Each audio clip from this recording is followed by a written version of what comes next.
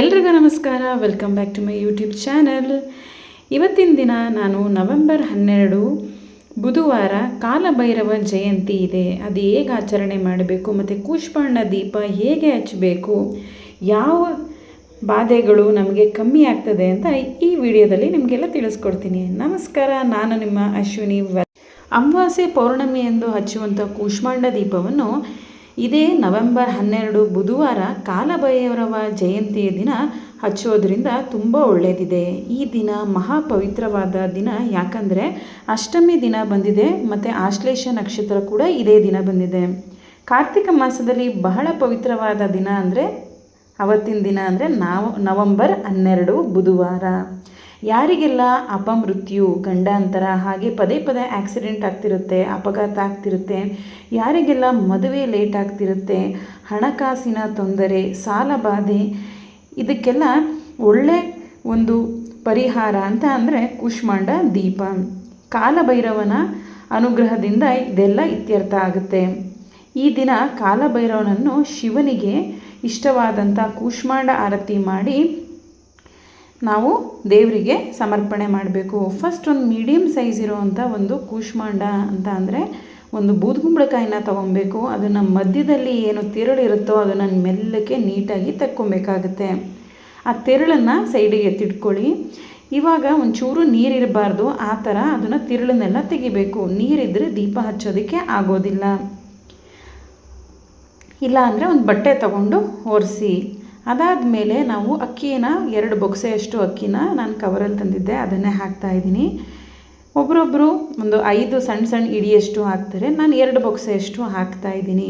ಇದ್ರ ಮೇಲೆ ಓಂ ಅಂತ ಬರೆದು ಅರಿಶಿನ ಕುಂಕುಮ ಇಟ್ಟು, ಅದಾದಮೇಲೆ ಕೂಷ್ಮಾಂಡ ದೀಪಕ್ಕೆ ನಾವು ಅರಿಶಿನ ಕುಂಕುಮ ಎಲ್ಲ ಲೇಪನ ಮಾಡಬೇಕಾಗತ್ತೆ. ತಟ್ಟೆಗೂ ಕೂಡ ಅರಿಶಿಣ ಕುಂಕುಮ ಎಲ್ಲದನ್ನು ಇಟ್ಟು ಹೂವಿನಿಂದ ಅಲಂಕಾರ ಮಾಡಬೇಕಾಗುತ್ತೆ. 2 ವಿಳ್ಯದೆಲೆ ಬೇಕು, ಅಡಿಕೆ ಬೇಕು, 2 ಬಾಳೆಹಣ್ಣು ಬೇಕು. ವಿಳ್ಯದೆಲೆ ತುದಿ ಏನಿರುತ್ತೆ ಅದನ್ನು ಮಧ್ಯಭಾಗದಲ್ಲಿ ನಾವು ದೀಪಕ್ಕೆ ಸೈಡಾಗಿ ಇಡಬೇಕಾಗುತ್ತೆ. ಈ ಕೂಷ್ಮಾಂಡ ದೀಪನ ಹಚ್ಚಬೇಕಾದ್ರೆ ಸ್ವಲ್ಪನೂ ನೀರಿರಬಾರ್ದು, ಆ ಥರ ನೋಡ್ಕೊಂಡು ಹಚ್ಚಿ. ಎಳ್ಳೆಣ್ಣೆ ಯೂಸ್ ಮಾಡಿದ್ರೆ ತುಂಬ ಒಳ್ಳೆಯದು. ಎಳ್ಳೆಣ್ಣೆ, ಕೊಬ್ಬರಿ ಎಣ್ಣೆ ತುಂಬ ಒಳ್ಳೆಯದಿರುತ್ತೆ, ಅದನ್ನು ಯೂಸ್ ಮಾಡಬೇಕಾಗುತ್ತೆ. ದೀಪದೆಣ್ಣೆ ಎಲ್ಲ ಮಿಕ್ಸ್ ಆಗಿರುತ್ತೆ, ನೋಡಿಕೊಂಡು ಹಚ್ಚಿ. ಎಳ್ಳೆಣ್ಣೆ ಹಚ್ಚಿದ್ರೆ ತುಂಬ ಶ್ರೇಷ್ಠವಾದದ್ದು. ಮತ್ತು ಈ ಪೂಜೆ ಎಲ್ಲ ಮಾಡಾದ್ಮೇಲೆ ನಾವು ಎಷ್ಟು ಬತ್ತಿ ಅಂತ ಕೇಳ್ತಾರೆ ಎಲ್ಲರೂ. 8 ಬತ್ತಿ. ಕೂಷ್ಮ ಅಂತ ಅಂದರೆ 8 ಬತ್ತಿಗಳನ್ನ ಹಾಕಿ ಕೂಡ ಹಚ್ಬೋದು. ಇಲ್ಲ ಅಂತ ಅಂದರೆ ಕೆಲವೊಬ್ಬರು 365 ಬತ್ತಿ ಅಥವಾ 365 ಬತ್ತಿ ಏನಿರುತ್ತೆ ಅದನ್ನು ಕೂಡ ಹಚ್ತಾರೆ. ನಾನು 365 ಬತ್ತಿನ ಯೂಸ್ ಮಾಡಿದ್ದೆ. 8ನ ಯೂಸ್ ಮಾಡಿದ್ರೆ ಇನ್ನೂ ಶ್ರೇಷ್ಠವಾಗಿರುತ್ತೆ. ಈ ದೀಪನ ಯಾವ್ದಾದ್ರು ಕಾಲಭೈರೇಶ್ವರ ದೇವಸ್ಥಾನದಲ್ಲಿ ಹಚ್ಚೋದು ತುಂಬ ಒಳ್ಳೆಯದು. ಯಾವುದೇ ಕಾರಣಕ್ಕೂ ಮನೆಯಲ್ಲಿ ಇದನ್ನು ಹಚ್ಚಕ್ಕೆ ಹೋಗಬಾರ್ದು. ಕೆಲವೊಬ್ಬರು ಜ್ಯೋತಿಷ್ಯರು ಹೇಳ್ತಾರೆ ಮನೇಲಿ ಹಚ್ಬೋದು, ಆದರೆ ಮನೆ ಆಚೆ ಕಡೆ, ಮನೆ ಹೊರಗಡೆ ಹಚ್ಬೋದು ಅಂತ ಅಂತಾರೆ. ನಾನಂತೂ ದೇವಸ್ಥಾನದಲ್ಲೇ ಹಚ್ಚೋದು, ಅದೇ ಶ್ರೇಷ್ಠ. ದೇವಸ್ಥಾನದಲ್ಲಿ ನೀವು ಇದನ್ನೆಲ್ಲ ಹಾಗೆ ಬಿಟ್ಬಿಟ್ಟು ಬನ್ನಿ, ಏನೂ ತೊಗೊಂಬರೋಕ್ಕೆ ಹೋಗಬೇಡಿ.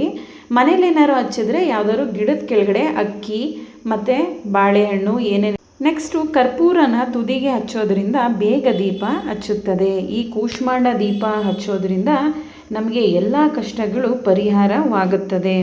ಈ ಪೂಜೆ ಮಾಡೋದಕ್ಕೆ ಸಂಜೆಯಿಂದ ಮಧ್ಯರಾತ್ರಿ ತನಕ ಇರುತ್ತೆ. ಮಧ್ಯರಾತ್ರಿ ತುಂಬ ಒಳ್ಳೆಯದು ಅಂತಾರೆ, ಬಟ್ ಆಗೋದಿಲ್ಲ ನಮಗೆ. ಸಂಜೆ ಹೊತ್ತೇ ಮಾಡ್ತೀನಿ. ಈ ಟೈಮಿಂಗ್ಸ್ನ ನೋಟ್ ಡೌನ್ ಮಾಡ್ಕೊಳ್ಳಿ. ಮತ್ತು ಈ ಪೂಜೆ ಮಾಡಬೇಕಾದ್ರೆ ಯಾವ್ಯಾವ ಪದ್ಧತಿನ, ಯಾವುದು ವಿಧಾನ ಫಾಲೋ ಮಾಡಬೇಕು ಅಂತ ಇದರಲ್ಲಿ ನೋಟ್ ಡೌನ್ ಮಾಡಿದ್ದೀನಿ.